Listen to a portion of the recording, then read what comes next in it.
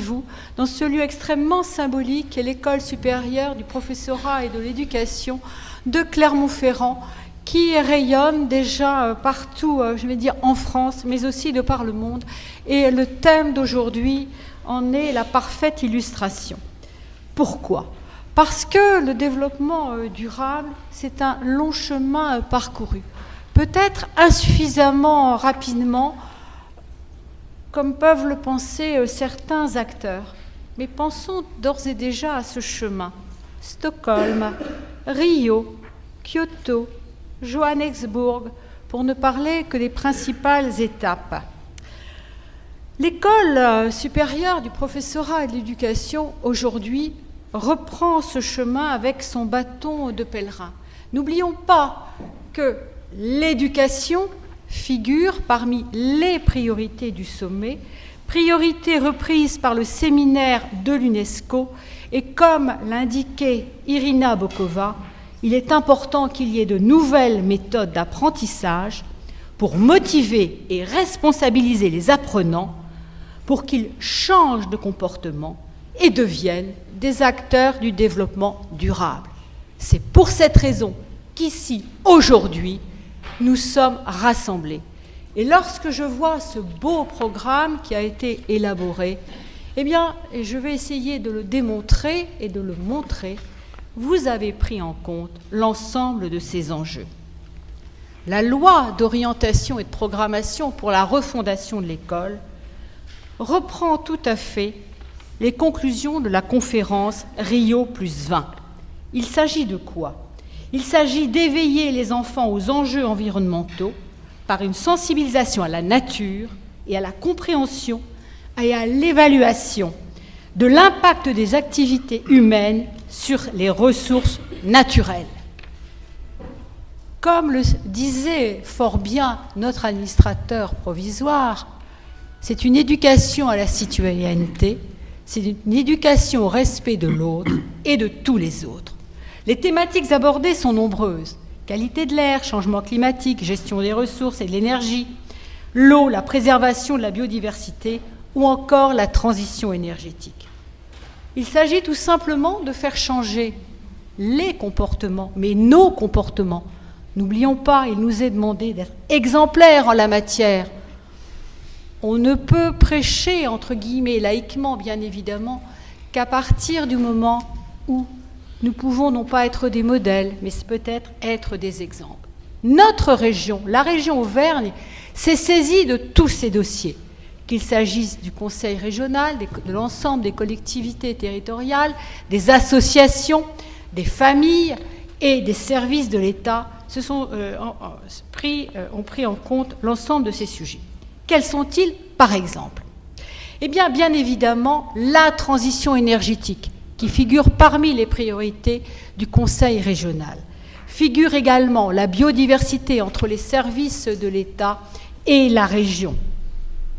Figure aussi, en tant que gisement d'emploi et d'innovation, beaucoup de leviers au sein de l'économie verte, au sein de l'économie bleue pour lesquels nous avons à travailler. Bien évidemment, vous connaissez des thématiques comme l'économie circulaire, comme les Smart Cities.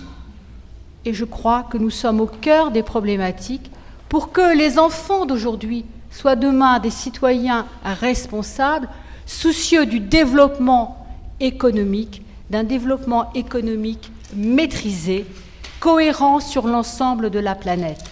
Et je voudrais évoquer un regard tourné vers le sud, de cette économie solidaire, de cette justice sociale que nous avons, je veux dire, à promouvoir les uns et les autres.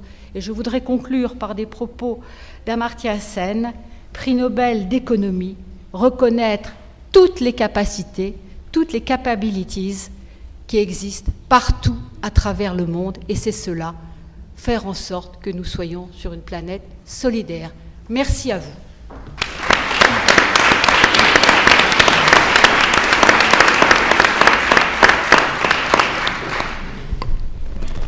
Merci Madame le Recteur, merci Monsieur l'administrateur provisoire de l'ESPE. Les deux IPR que nous sommes, Madame Florence Denevy, IPR de Sciences et Vie de la Terre, et moi-même, Nicolas Rocher, IPR d'Histoire-Géographie, sommes très contents de votre présence ici. Nous avons la chance de coordonner l'éducation au développement durable dans cette académie, et nous souhaitons remercier aussi Monsieur Didier Mulnet de l'ESP pour l'organisation de ce colloque, ainsi que tous les intervenants que nous aurons l'occasion de présenter dans un deuxième temps. Donc ce colloque Rio plus 20 a pour but, comme vous vous en doutez bien, de nous interroger sur les traces de ces 20 années qui ont passé depuis le sommet de la Terre de Rio et sur l'éducation au développement durable. Ce sommet de la Terre de Rio, il y a une vingtaine d'années, mois de juin 92, vous le savez certainement, avait popularisé le concept de développement durable qui était bien connu et sous-jacent depuis la fin des années 70 et les années 80, mais il lui avait donné, outre une caisse de résonance internationale, il avait permis un premier engagement, un engagement des acteurs, 110 chefs d'État, 170 représentants d'État et de gouvernement qui avaient signé ce fameux texte, la déclaration de Rio sur l'environnement et sur le développement, qui impliquait un engagement de chacun, de chaque État, afin de faire en sorte de renverser cette tendance de dégradation des ressources. Alors vous n'êtes pas sans savoir que plusieurs thèmes avaient été abordés lors de la conférence de Rio de 92, la désertification, la gestion des eaux, la biodiversité, le changement climatique, mais de ces thématiques-là était ressorti, en ce qui nous concerne nous, l'engagement fort des actions, des engagements au niveau local. Un petit peu selon cet axiome, le penser globalement, mais l'agir localement. Sur le penser globalement, de Rio, Madame le recteur le rappelait tout à l'heure, a découlé plusieurs conférences internationales. On a évoqué Johannesburg, La Haye. On peut aussi évoquer les grands objectifs pour le millénaire qui, si en tant que tels ne sont pas structurellement liés au développement durable, lui avaient laissé une bonne place. Je pense notamment à l'objectif numéro 7. 20 ans plus tard, on peut se poser la question du bilan de ces actions. Mais avec Rio plus 20, on peut aussi se poser la question d'une nouvelle échelle, ou en tout cas de nouvelles stratégies, de nouvelles actions. Rio plus 20, et ce n'est pas maintenant que nous allons développer, puisque cette journée va permettre de revenir dessus, ça a été aussi l'occasion de favoriser l'émergence d'une économie verte, ou en tout cas de réfléchir sur cette thématique. Ça a été également l'occasion de réfléchir sur les moyens concrets de mettre en place des systèmes de gouvernance efficaces favorisant le développement durable. En ce qui nous concerne, nous, qui sommes liés à l'éducation, au développement durable, nous avons été particulièrement sensibles au fait que cette éducation a été particulièrement remise en exergue. Et pour nous intéresser au cas français, on ne peut pas oublier de faire le parallèle avec d'autres textes, d'autres décisions qui nous rappellent que cette éducation au développement durable est particulièrement importante. Madame le recteur a évoqué tout à l'heure la loi pour la refondation de l'école, qui donne une bonne place à cette éducation au développement durable et à l'environnement, mais on peut aussi évoquer de manière plus récente les résultats de la conférence environnementale qui, parmi les 5 points qui forment la feuille de route pour l'année à venir, ont réaffirmé l'éducation au développement durable. Je donnerai 3 points, par exemple, qui sont fixés dans cette feuille de route qui reparle de l'éducation au développement durable. Le fait que les projets d'établissement, les projets d'école doivent être soutenus. Nous allons vers un objectif de 10 000 projets d'établissement ou projets d'école pour l'an prochain. Autre point qui peut nous intéresser, l'intégration du développement durable dans l'ensemble des programmes. Alors c'est déjà le cas dans nos disciplines, histoire-géographie, SVT, c'est aussi le cas dans le secondaire depuis les années 2004-2007, mais la réflexion se veut plus large, plus globale, intégrant par exemple le primaire.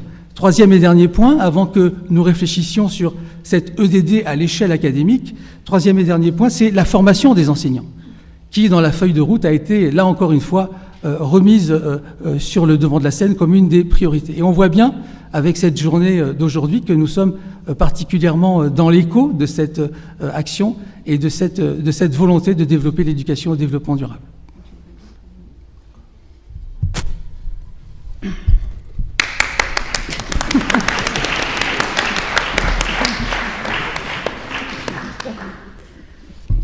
Bonjour à tous.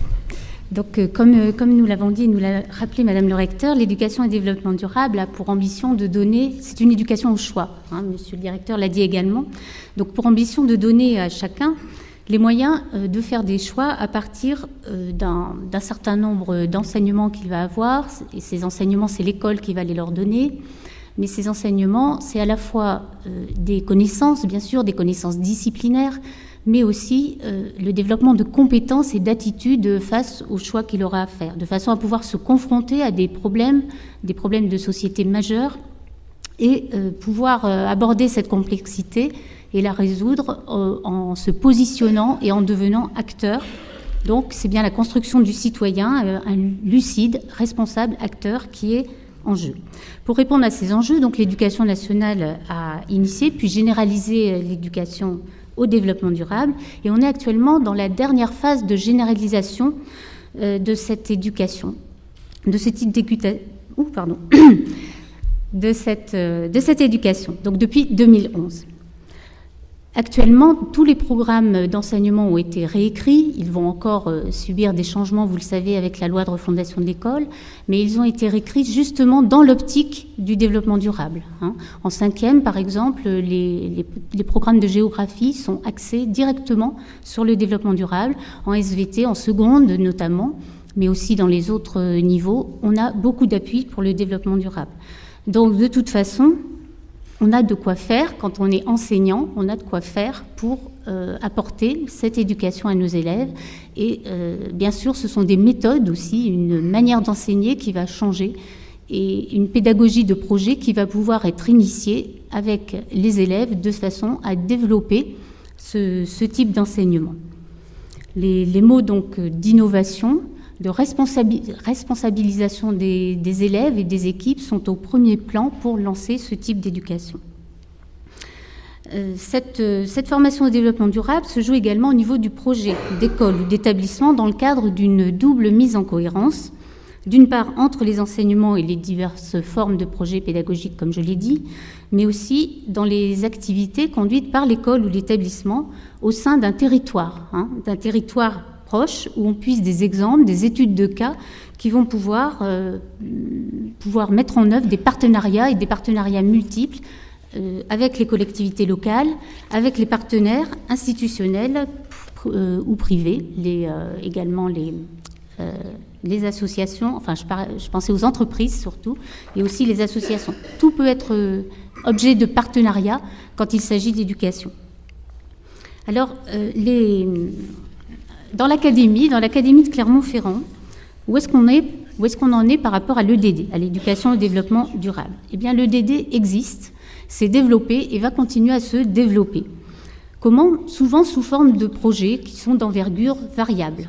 Et nous avons dans l'académie des petits projets. Ça peut aller par exemple à la construction d'un jardin protecteur de biodiversité locale à l'intérieur d'un collège. Ça peut être aussi du tri, le tri du papier par exemple géré entièrement par les élèves avec un étiquetage de poubelle, etc. pour être très concret.